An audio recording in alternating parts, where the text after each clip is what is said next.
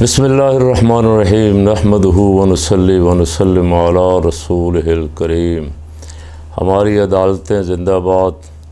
ہمارے جج زندہ باد، ہمارا عدالتوں کا عملہ زندہ باد۔ عدالتوں سے بڑے بڑے تاریخی فیصلے آ رہے ہیں اور یہ فیصلہ میاں صاحب کی ضمانت کا متوقع تھا۔ پہلے ہی تقریباً تمام یوٹیوبر اور صحافی کہہ رہے تھے کہ میاں صاحب جب آئیں گے تو ان کی ضمانت ایئرپورٹ پہ آگے بڑھ کے ان کا استقبال کرے گی۔ ایسا ہی ہوا، اور باوجود اتنے سارے پروپیگنڈے گئے کہ جج صاحبان یہ کریں گے، جج صاحبان یہ سہولتیں دیں گے، جج صاحبان کے پیٹ خراب نہیں ہوں گے، جج صاحبان کو کسی کو بخار نہیں ہوگا، کسی جج کے گھر کوئی مسئلہ کھڑا نہیں ہوگا۔ میاں صاحب جس دن آئیں گے تو کورٹ ان کی خدمت میں حاضر ہوگی، اور ایسا ہی ہوا۔ میرا خیال تھا کہ شاید یہ سن کے کچھ تھوڑا بہت عدلیہ پہ اثر ہو جائے گا کہ نہیں یار بچیں، ایسے پروپیگنڈا تو پہلے ہی ہو رہا ہے، بچیں اس سے کہ لوگ ہم پہ کوئی الزام دیں کہ ایک طرف ہم نے بے گناہ خواتین جو صرف جن پہ ابھی الزام ہے، جو مجرم نہیں ہیں، جن پہ صرف الزام ہے، اور کچھ ان میں سے ایسی بھی ہیں جو بیچاری وہاں تھیں بھی نہیں، ان کو مئی، جون، جولائی، اگست، ستمبر، اکتوبر 6 مہینے ہو گئے، 7 مہینے ان کو جیلوں میں بند کیا ہوا، اور جج ان کی تاریخ مہینے مہینے کی دے رہے ہیں ان کا کیس سننے کے لیے۔ پوری دنیا کے میڈیا میں پروپیگنڈا ہو رہا ہے ہمارے انسانی حقوق کی خلاف ورزیوں کے مسئلے پہ، لیکن کسی جج کے ذرہ برابر بھی، جسے کہتے ہیں نا، جوں بھی نہیں رینگ رہی کانوں پہ، وہ سنتے نہیں ہیں ایسی باتیں، دنیا کیا کہہ رہی ہے، یہاں لوگ کیا کہہ رہے ہیں۔ اور ایسا ہی انہوں نے اب کیا، ادھر وہ ضمانت کا لفظ بھی سننے کے لیے تیار نہیں ہے، ادھر وہ میاں صاحب کے اندر جانے کا لفظ سننے کے لیے تیار نہیں ہیں۔ انہوں نے آتے ہی میاں صاحب کو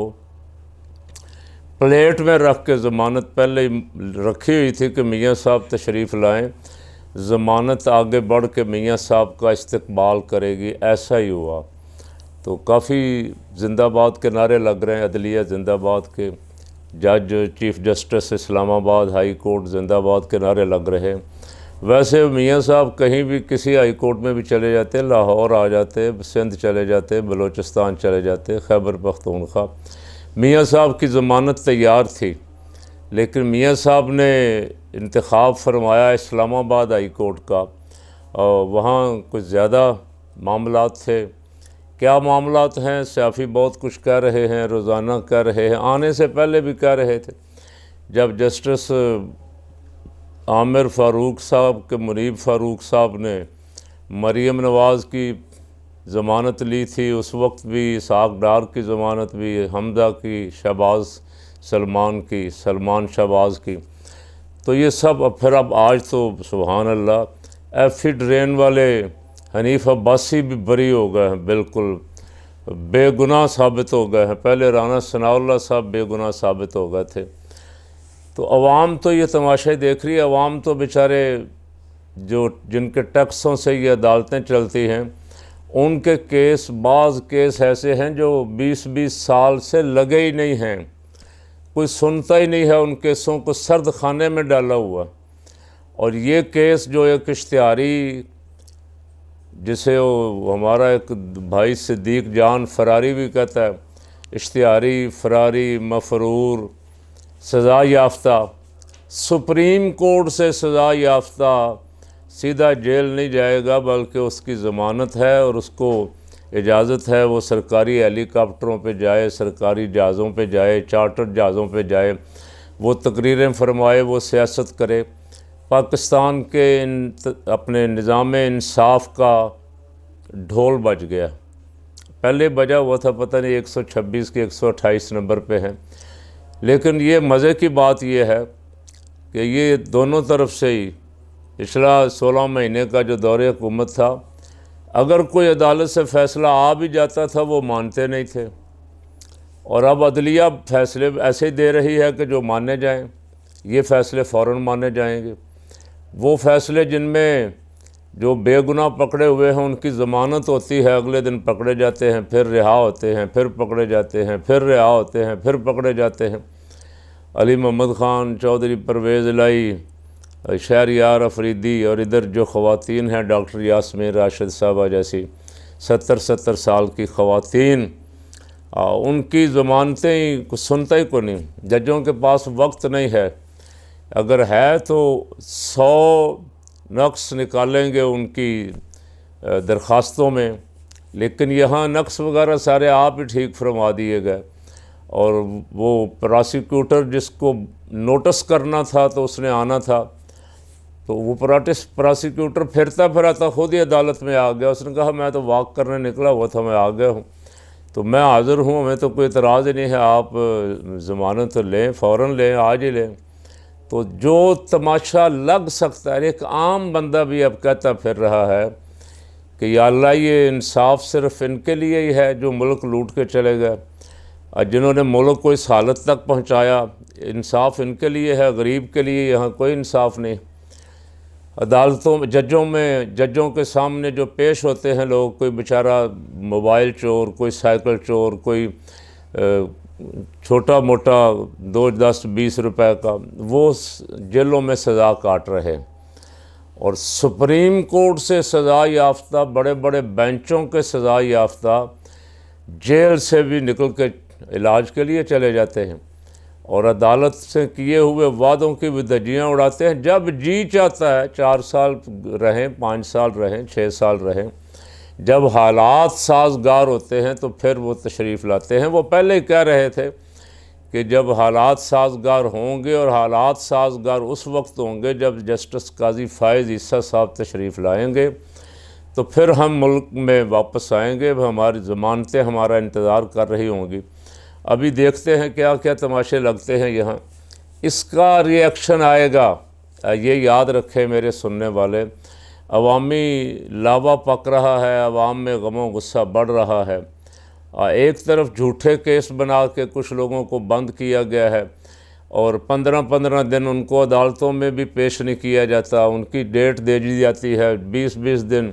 ایک ڈیٹ آتی ہے 20 دن بعد جج صاحب بیمار ہو جاتے ہیں، جج صاحب کی اہلیہ بیمار ہو جاتی ہیں، جج عدالتوں میں نہیں آتے، ان کا کیس نہ سننا پڑ جائے۔ تو ویسے تو پھر اس سے بہتر یہی ہے کہ یہ نظام لپیٹ دیں اور ایک آدھا آدمی اوپر بٹھا دیں، جس کو مرضی ہو پکڑ لیا کرے، جس کو مرضی ہو چھوڑ دیا کرے۔ ہمیں تسلی تو ہو جائے نا کہ بھائی یہاں مرضی چل رہی ہے، کوئی قانون نہیں ہے، کوئی آئین کے تحت کام نہیں ہو رہا، آئین رکھ دیا گیا ہے لپیٹ کے، قومی اسمبلی کی کسی الماری میں رکھ دیا گیا ہے، یا وزیر اعظم ہاؤس کے کسی پرانے کباڑ خانے میں رکھ دیا گیا ہے۔ اب مرضی پہ عمل ہوگا، آئین پہ عمل نہیں ہوگا۔ تو اللہ کریم اس ملک پہ مہربانی فرمائے، اس ملک کو ظالموں سے، ڈاکوؤں سے، چوروں سے نجات عطا فرمائے، اور جو منصوبے بنائے جا رہے ہیں اس ملک کے اقتدار پہ قبضہ کرنے کے، اور جو کچھ اس کے ساتھ 16 مہینے کیا گیا ہے، لوگوں پہ جو بے پناہ ظلم کیا گیا ہے، وہ پھر لاڈلے ہو گئے ہیں ظلم کرنے والے، وہی اچھے لگے ہیں، پتہ نہیں ان کی کون سی ادا اچھی لگی ہے۔ انہوں نے چھوٹے چھوٹے بچوں پہ ظلم کیا، گھروں کو بلڈوزر لے کے توڑا، اور سیاستدان ہونے کا دعویٰ کرتے ہوئے سیاستدانوں کے ساتھ ہی ظلم اور زیادتی کو روا رکھا۔ ان کی پتہ نہیں کون سی ادا پسند آئی ہے، بڑوں کو وہ دوبارہ ان کو لانے کے لیے منصوبہ بندی کر چکے ہیں، اور تقریباً اب بڑے بڑے جو نامی گرامی صحافی ہیں، سہیل وڑائچ جیسے، وہ کہہ رہے ہیں کہ اگر میاں صاحب خیر و عافیت سے آ گئے تو پھر سمجھ رہے ہیں کہ وہ نامزد وزیر اعظم ہیں، وہ وزیر اعظم ہی آ رہے ہیں۔ تو اللہ اس ملک پہ بھلا کرے۔ الیکشن میں تو سال سے، بلکہ 2 سال سے، کل میں نے جمعیت علماء پاکستان کے صدر صاحب کو بھی کہا کہ یہ الیکشن جو ہے سب ڈرامہ ہے، اور سعد رضوی صاحب کو بھی کہا تھا، تحریک لبیک والوں کو تو میں بڑی دفعہ کہہ بیٹھا ہوں کہ یہ الیکشن ڈرامہ ہے، اس الیکشن کے پیچھے نہ لگیں۔ دینی جماعتوں کو بھی کہہ بیٹھا ہوں کہ یہ الیکشن سے کوئی تبدیلی نہیں آئے گی، فیصلہ ہو چکا ہے جس کو لانا ہے۔ الیکشن کی بجائے انقلاب کے لیے، انقلاب نظام مصطفیٰ صلی اللہ علیہ وسلم کے لیے میدان میں آئیں، ظلم کے خلاف آواز بلند کریں، صرف اپنی ایک دو سیٹوں کے چکر میں نہ رہیں کہ ہمارے ساتھ کوئی وعدہ کسی طرف سے ہو گیا ہے یا لارا لگایا گیا ہے یا شاید ہمیں کچھ اور اس دفعہ مل جائیں۔ یہ سارا چھوڑ کے اگر اسلام کے ساتھ مخلص ہیں، صرف اقتدار نہیں، اور اگر سیٹوں کا مسئلہ ہے تو پھر ٹھیک ہے بھائی، سیٹ ایک آدھی شاید دے کے، ایک دو سیٹیں دے کے سب کی زبانیں بند کروا دی جائیں۔ اور اگر اسلام سے مخلص ہیں تو انقلاب نظام مصطفیٰ صلی اللہ علیہ وسلم کے لیے جد و جہد کرنی ہوگی، خواہ اس میں کتنی بھاری قیمت چکانی پڑے۔ فلسطینیوں کی طرح ایک دفعہ انہوں نے دنیا کو ہلا کے تو رکھ دیا ہے نا، کہ بھائی مجاہد جب نکلتے ہیں اللہ اور اس کے رسول کے لیے، مسجد اقصیٰ کے، بیت المقدس کے تحفظ کے لیے، تو پھر جانیں قربان کرنی پڑتی۔ پھر اگر کرسیوں کا سوچتے رہیں، اقتدار میں حصے کا سوچتے رہیں، تو پھر دینی جماعتوں میں اور سیاسی جماعتوں میں کوئی فرق نہیں ہے، ادھر بھی منافقت ہے، پھر ادھر بھی لوگ کہیں گے منافقت ہی ہے۔ اللہ اس ملک کی حفاظت فرمائے، ہمیں راہ راست، راہ ہدایت نصیب فرمائے۔